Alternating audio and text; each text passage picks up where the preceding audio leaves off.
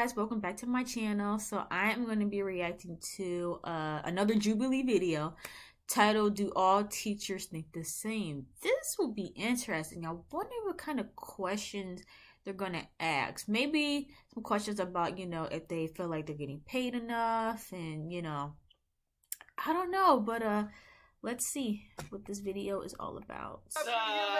My fellow good humans, before you watch this video, you know that everything we do is for human good. One way we also wanted to push our message out to the world was through our merch. So we only have a couple hundred of these left, just a few hundred. Goodhumanla.com, I believe. His is a little lighter because he washed it so many times because he freaking loves this sweater, I wear it all bro. the time. It's amazing. Anyways, enjoy the video, and we'll see you guys on the other side. Yeah, I teach in higher education, and I still don't think most people should go into higher education. And I know this because I fail these students. Like, at the end of the semester, I give them Fs. Oh. Oh.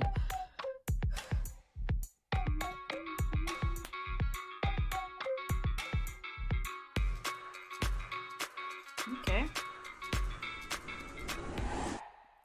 There are students I don't like. Come on. Yes. Come on. Wait, I guess I'm a little bit confused. Come on. So Come on. You don't like some students. I like all students, so where would I go? You like every single student. So you'd be over here. Yeah, come on. Okay. Come on. Okay, I'm sorry, I'm confused. What's the foolishness?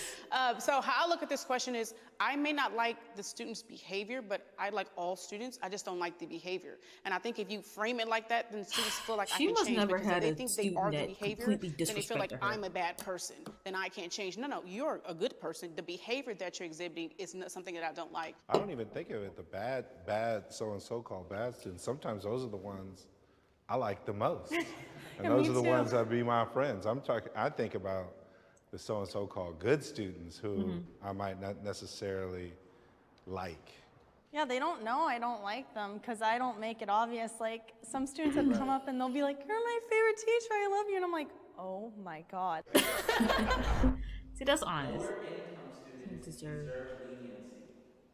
3, 2, in regards to what?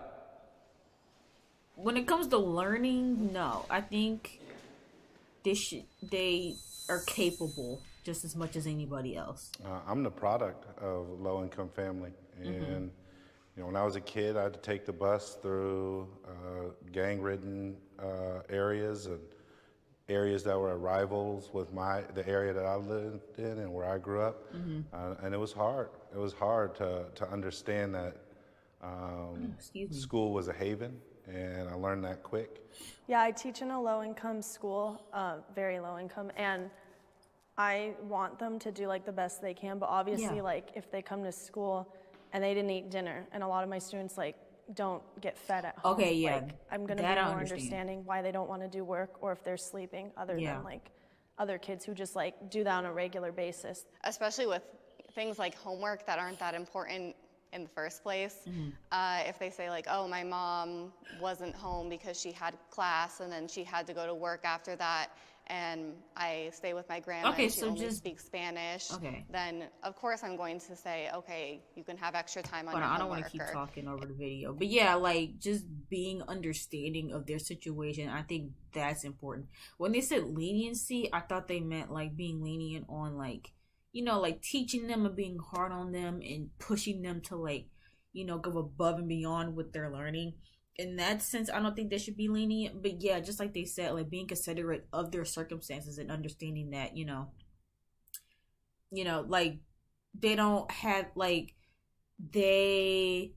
what I'm trying to say, they their situation is different from everybody else. So there's different factors, with them that you should, take into consideration as a teacher if you really care about your students like that. It's okay if you didn't turn it in today.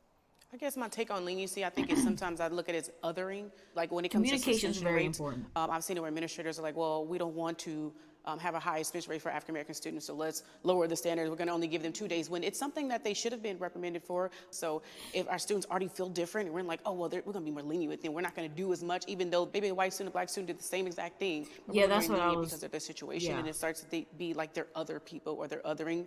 It makes them feel a little bit ostracized. So. Not all students should pursue a higher education. 3, I agree. 1, go. College is not for everybody. It's not. Well, we don't promote vocational schools as much as we used to, Yeah, which we should. technical schools, being they're a plumber important is a good as job. well. Like if you want to do that, if you want to be an electrician, like Yeah. I'm totally for that. I think they should choose what they want to do. Yeah, I teach agree. in higher education, and I still don't think most people should go into higher education. And I know this because I fail these students. Like at the end of the semester, I give them Fs because they stop showing up after week 2. Maybe you should take this semester off. Like maybe this is not the time for you for higher education right now. Yeah. So it's not just some people who should or should not be. It's also some people who maybe in this part in their life, this is not time But it's yet. hard because, you know, And I parents think about that a lot, and stuff. especially come grading time. Yeah. Teachers should be allowed to carry guns at school. 3, 2, 1, go. Okay. I can roll with that. With how people are feeling, and sometimes you go to They shouldn't school have that and you feel responsibility if stressed they don't want it. because just yesterday you saw the news and it said that there was a shooting somewhere, and all of a sudden you're scared. Now what if that happens at my school? So I get the idea of wanting to have a gun there, but I don't like the idea of guns anyways for the community in general. So I can't say that I think teachers should have them.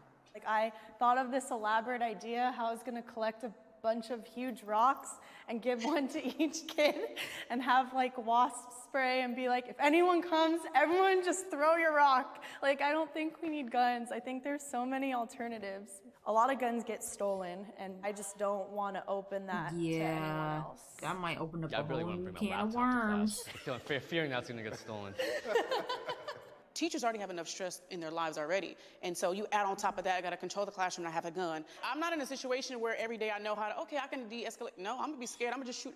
I don't know. I just don't want to. Yeah. Yeah, I'm convinced. Yeah, There'd be a lot of principals shot if teachers had guns. Oh no, sir. I am underpaid. Agree. Strongly disagree. Go. Wait. What? I'm only in somewhat because I am part of a group of people that is underpaid, but I think in general people underpaid, and it goes back to fixing society in general. It's not like a priority to me that teachers get paid more, But why? but I think I would be lying if I said I get paid for my services. I worked a second job this year. I don't want to waste that time outside of the classroom because, you know, I could be planning for this year, I could be planning for next year, but unfortunately, you know, that's a reality for some teachers, especially when it's just me. I don't have a second income in my household. I'm the only one earning income, so. I come from a small arts nonprofit, so the fact that I have a pension and like decent benefits is incredible. So I feel extremely lucky. But I also know that I am where I am because it's built on the work of years of activism and unions. So it's something I don't take for granted. I guess. Student is fair punishment. Expelling, no. 2, I disagree. 1, go. Kicking someone out of school does nothing for them.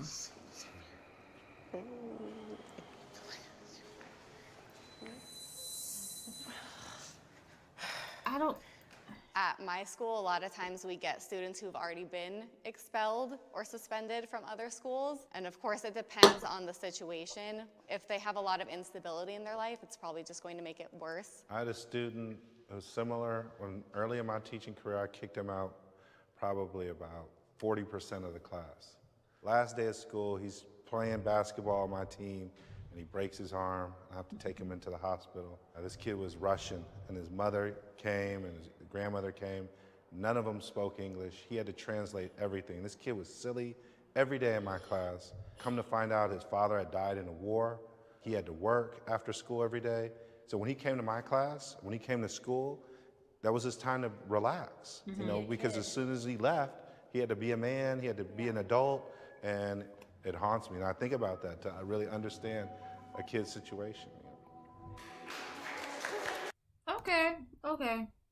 This video was interesting as well. I think I agree with most of the majority of, you know, what they said. But that expelling students one, I don't agree. I don't think that's a fair punishment. I think that you would make much more of an impact trying to work with that student to better themselves in school than to just kick them out, because that's low-key probably what they want.